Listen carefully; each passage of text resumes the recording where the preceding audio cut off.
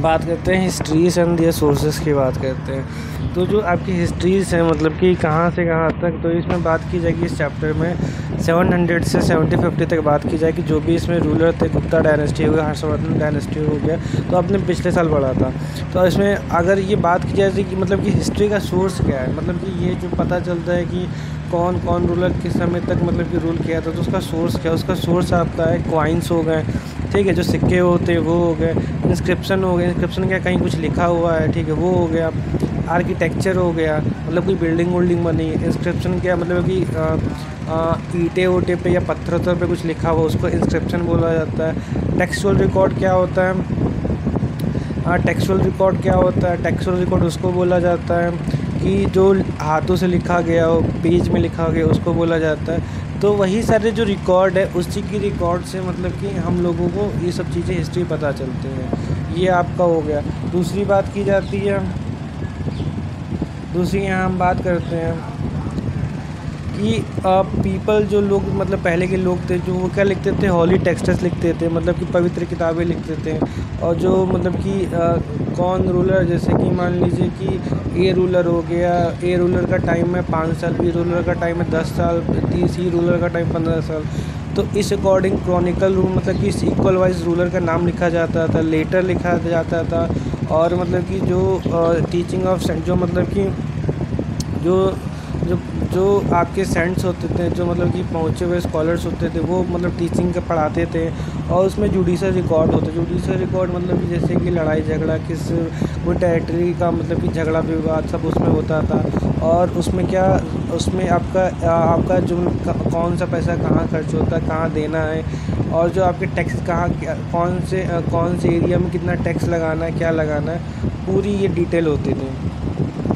अब यहाँ पे आर्चीज़ क्या होता है, देखो आर्चीज़ उसको बोला जाता है जहाँ पे हमारा मतलब कि जहाँ पे आपका मतलब कि किताबें रखी जाती हैं। A place where the document and the manuscript are the store today all the national and the state government have the achieve where they keep all the old official record and transaction.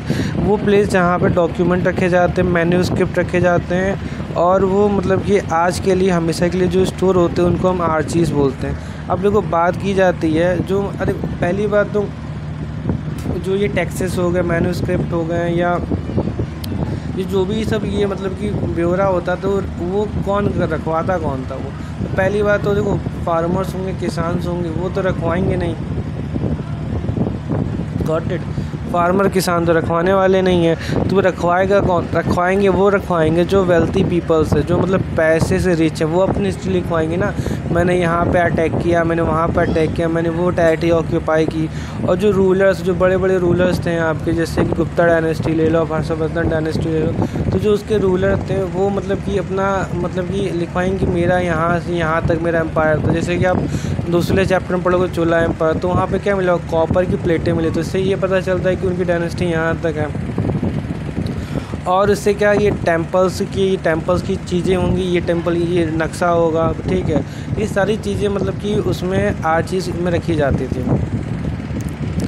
और अगर हम बात करते हैं, यहाँ पे एक बात बोली गई है, जैसे कि देखो अगर आप हो, ठीक है, आप किसी फ्रेंड की कॉपी करते हो, जैसे कि आपका स्कूल चल रहा है और उस दिन आप स्कूल नहीं जाते हो, या कॉलेज चल रहा है, या कुछ भी चल रहा है, तो आप नहीं जाते हो, तो आप मतलब कि क्या करते हो, उसकी कॉपी करते हो। वही कॉपी किया हो बंदा, आप उसकी कॉपी किए बंदा आप कॉपी करते हो। तो उसने लिखा मान लो एडवेंचर, ठीक है, तो आपको नहीं समझ में आया कि एडवेंचर की क्या है, आपने क्या लिख दिया, एडवेंट लिख दिया, ठीक है, तो क्या होगा, मिस्टेक हो गया। और जो आपको और कोई बंदा नहीं है, आपने फ्रेंड को दिया, तो वो क्या मिस्टेक हो जाएगा।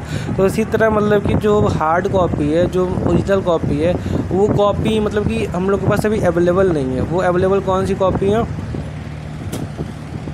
जो मतलब कॉपीज़ की कॉपी से वो अवेलेबल है, ठीक है।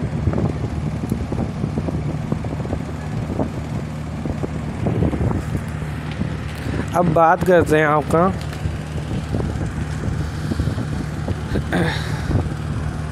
अब देखो यहाँ पे हम बात करते हैं कि जो 14th सेंचुरी की बात करते हैं, वहाँ पे कौन थे, जियाउद्दीन बर्रानी थे। उन्होंने क्या है, ये पहले क्रॉनिकल थे जो 1315-6 में लिखे हैं, और इनका जो वर्जन इन्होंने पहले जो लिखा था और जो उसके बाद 2 साल बाद मिला उसमें काफ़ी डिफरेंट था, क्योंकि जो पहला वर्जन था वो उन्होंने खुद लिखा था और दूसरा वर्जन कॉपी किया था, ठीक है।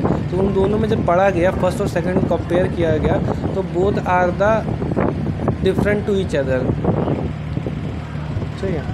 अब बात करते हैं न्यू सोशल पॉलिटिकल ग्रुप की बात करते हैं।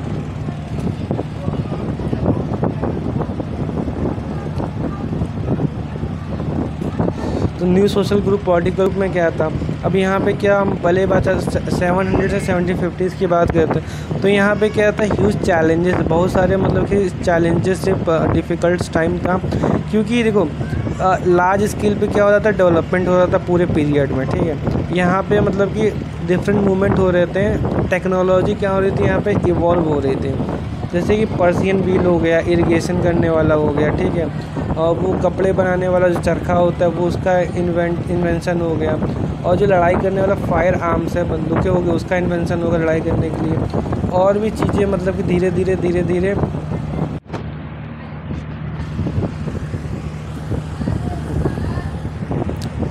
और नए नए फूड मतलब कि सब कॉन्टिनेंट से आ रहे हैं, जैसे कि मान लो अमेरिका से पोटैटो आ गया, ठीक है, अमेरिका से कॉर्न आ गया, तो मतलब किसका क्या ग्लोबलाइजेशन हो रहा था, मतलब जैसे कि आपका अभी फॉर एग्जांपल आप ले लो कि चाइना के नूडल्स हो गए, चाउमीन्स हो गए, तो ये जो मतलब कि दोनों सेम ही है, मतलब कि जो मतलब कि नूडल्स है वो आपका हर कंट्री में मिल जाए, क्योंकि उसका क्या होगा, ग्लोबलाइजेशन होगा, ठीक। उसी तरह धीरे धीरे क्या होता है, ग्लोबलाइजेशन हो रहा था, कैसे पोटैटो का हो रहा था, कॉर्न का हो रहा था, चिलीज़ का हो रहा था, टी का हो रहा था, कॉफ़ी का हो रहा। अब धीरे धीरे क्या हो रहा है कि जो कॉफ़ी नहीं पीते थे वहाँ पे जो ट्रेडर्स थे वो बिज़नेस करने के लिए जाते थे, तो कॉफ़ी मतलब कि कॉफ़ी सेल करके आते थे, तो पता चला कि कॉफ़ी भी कोई चीज़ है।